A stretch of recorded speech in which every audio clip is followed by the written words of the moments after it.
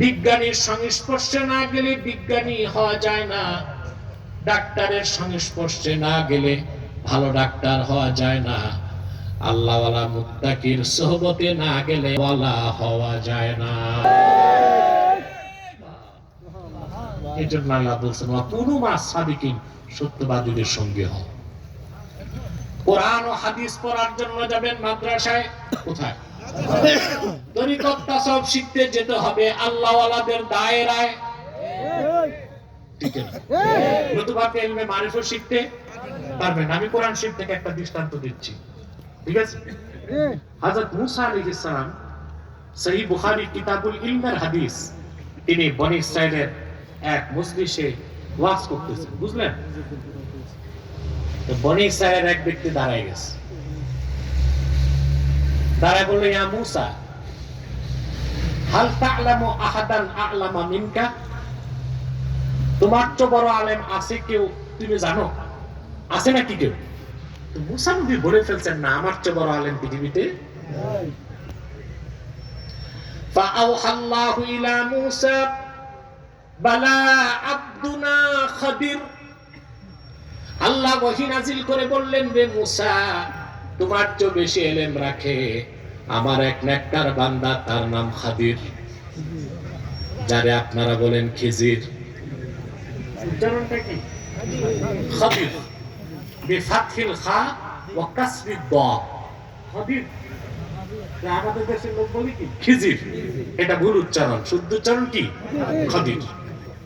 তো মুসা নবী বলছেন, আল্লাহ আমার কাছে তুমি তাওরাত পাঠাইছো, আমার চেয়ে বেশি এলেন তার কাছে, ওইটা কোন এলেন? তা আমি তার কাছে যাব, তার সোহবত নিব, তুমি আমাকে পথ দেখাও। সুবহানাল্লাহ। আল্লাহ সব আলামত বলে দিলেন, তিনি মাছ সঙ্গে নিলেন, সঙ্গে নিলেন ইউশাকে। আল্লাহ বললেন, মাজমাউল বাহরাইন, দুই সমুদ্রের মিলন স্থলে খাদিরকে পাবা। সুবহানাল্লাহ। তিনি গেলেন, সাক্ষাৎ হলো খাদিরের সাথে। সাক্ষাৎ হবার পরে মুসা নবী জালিলুল কদর পয়গম্বর হয়ে খাদিরের সোহবতের জন্য অনুমতি চাইলেন। সুবহানাল্লাহ বলবেন না? তরিকত তাসাউফের মূল হচ্ছে আদাব, মূল কি? আদব। এর জন্য অনুমতি চাইছেন। অনুমতি কিভাবে চাইলেন? قال له موسى هل أتبعك على أن تعلمني مما علمت رشدا। হে মুসা, রুশদ, আল্লাহ তোমাকে যে ইলমটা দান করেছেন, যার মাধ্যমে তোমার ইয়াকিন চূড়ান্ত পর্যায়ে চলে গেছে, সেই ইলমটা শিখার জন্য আমি তোমার অনুসারী হতে চাই। হযরত খাদির প্রস্তাব নাকচ করে দিয়ে বললেন, না, ইন্নাকা লান তাসতাতিআ মাইয়া সাবরা, আমি বুঝতেছি তুমি ধৈর্য ধরতে পারবা না, আমার সোহবত তুমি নিতে পারবা না। মুসা নবী কয়, চেষ্টা করি না একটু। দুজন হাঁটা ধরছে, হাঁটতে হাঁটতে চলে আসলেন, নদী পার হবেন, তো নৌকাতে উঠছে, বুঝলেন? কথা বলেন, ঘুমাচ্ছেন?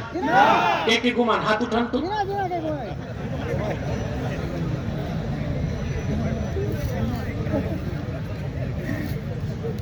বুখারী শরীফের রওয়ায়াতে এসেছে, বিগার নৌল আই বিগার উজরা, তুই বুজুর্গকে পেয়ে নৌকাওয়ালা পয়সায় নেই নেই, বিনা পয়সায় পার করে দিস। ওপার যেই খাদির নৌকার তলা ছিদ্র করে দিস। মুসা নবী আর ধৈর্য ধরতে পারলেন না, বললেন, এটা কি কাজটা করলাম? ফিরি ফিরি পার করছে, এটার বকশিশ দিলা? খাদির কয়, আমি আলাম আকুল্লাকা ইন্নাকা লান তাসতাতিআ মাইয়া সাবরা, আমি কি বলি নাই তুমি ধৈর্য ধরতে পারবা না? মুসা বললেন, ঠিক আছে, যেটা ভুল হয়েছে তো হয়েছে, আর বাড়াবাড়ি করো না, চলো। সামনে গেছে, উপস্থিত হলেন এক বিস্তর প্রান্তরে। সেখানে যেয়ে দেখেন বাচ্চারা খেলতেছে, সবচেয়ে সুদর্শন বাচ্চা একটাকে ধরে হযরত খাদির জবাই করে দিয়েছে। এইবার মুসা নবী আর ধৈর্য ধরতে পারলেন না, তিনি বললেন, এটা কি কাজ করছো? ক্বালা আকাতালতা নাফসান যাকিয়াতান বিগাইরি নাফসিন লাকাদ জিত শাইআন নুকরা।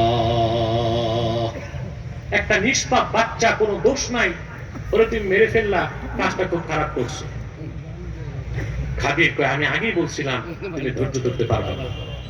তো মূসা নবী এবার কমিটমেন্ট করছেন, ঠিক আছে এরপর প্রশ্ন করলে আর সৌবত দিও না, তুমি তোমার পথে যাবে, আমি আমার পথে যাব। এখন তারা এসে উপস্থিত হয়েছেন এক এলাকায়, মুসলিম শরীফে আসছে কারিয়াতুল বুখালা, কৃপণদের এলাকা। এটাই মিশর, ফিলিস্তিন, বুঝলেন, এইসব এলাকাতে। কথা বুঝেন না? সেখানে এসে তাদের ক্ষুধা লাগছে, লোকজনকে বলে আমাদেরকে একটু খাবার দাবার দাও। কৃপণ লোকগুলো তাদের কোনো খাবার দাবার দিল না। তো হযরত মুসার, হযরত খাদির একটা দেয়াল ভাঙ্গা, দেয়াল মুসা নবীকে বলে, আসো আমরা দেয়ালটা সংস্কার করি। দুইজন মিলে সুন্দর করে দেওয়ালটা বানাই দিছে। এইবার মুসা নবীর আর সহ্য হয় না, ফিরি নৌকা পার হয়ে তলা ছিদ্র করছো, নিষ্পাপ বাচ্চাটারে কতল করছো, আর যারা আমাদের খাবার দাবার দিল না, বিনা পয়সায় ওয়াল তুলতে গিয়ে বলছে।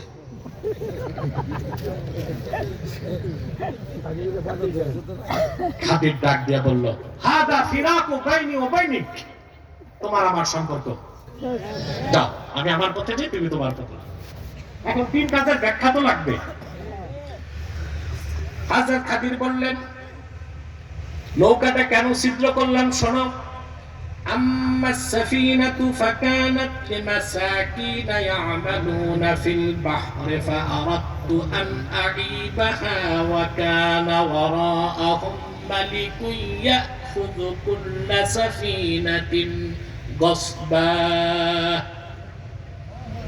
যে নৌকাটার তলা ছিদ্র করলাম, এটা ইয়াতীমদের নৌকা, তারা এই নৌকা দিয়ে কামাই রোজগার করে খায়।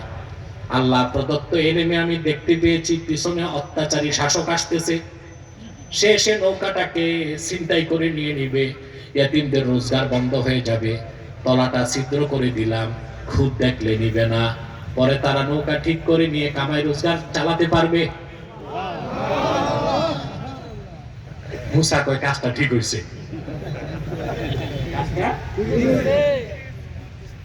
বাচ্চাটা মারছো কেন?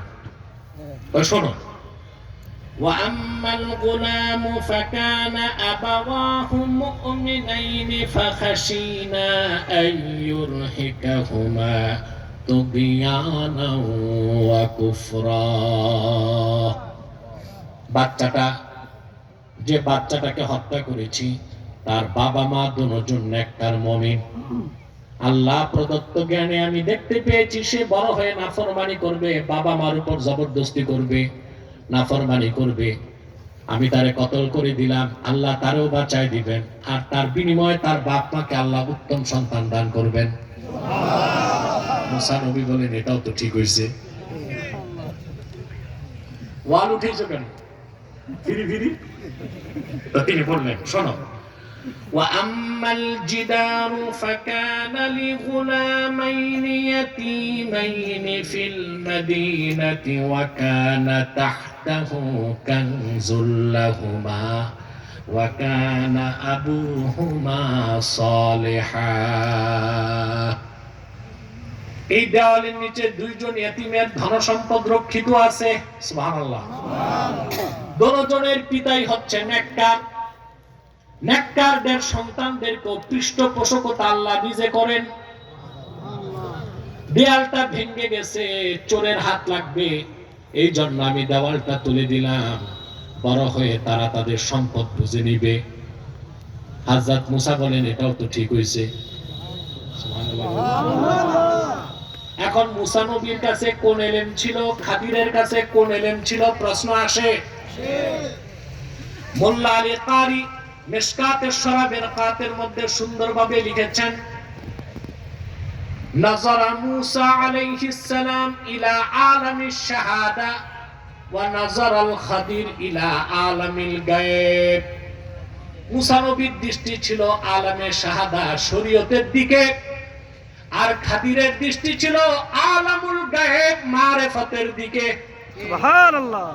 হযরত মুসা খাদিরের সোহবত নিয়ে মারিফতের যে ইলমটা বাকি ছিল সেটাও নিয়ে নিলেন, বলেন সুবহানাল্লাহ। আল্লাহ তাআলা তার আখিরি নবী নূর নবীজি মুহাম্মদ মুস্তাফা সাল্লাল্লাহু আলাইহি ওয়াসাল্লামের মাধ্যমে ১৫০০ বছর আগে ইসলামকে পরিপূর্ণ করে দিয়েছেন। সেই ইসলামের মধ্যে শরীয়ত আছে, তরিকত আছে, হাকিকত আছে, মারিফত আছে। সুবহানাল্লাহ বলেন। উম্মতে মুহাম্মাদীর মুহাদ্দিস, মুফাসসির, ফকিহ যারা তারা শরীয়ত শিখাবে, আর উম্মতে মুহাম্মাদীর আউলিয়া যারা তারা ইলমে মারিফত শিখাবে। সুবহানাল্লাহ। সেজন্য সোহবত লাগবে কি লাগবে না? আল্লাহ বলেছেন ওয়া কুনু মা'আস সাদিকিন, সত্যবাদীদের সঙ্গে হও। এই দুইটা নির্দেশ মানবো।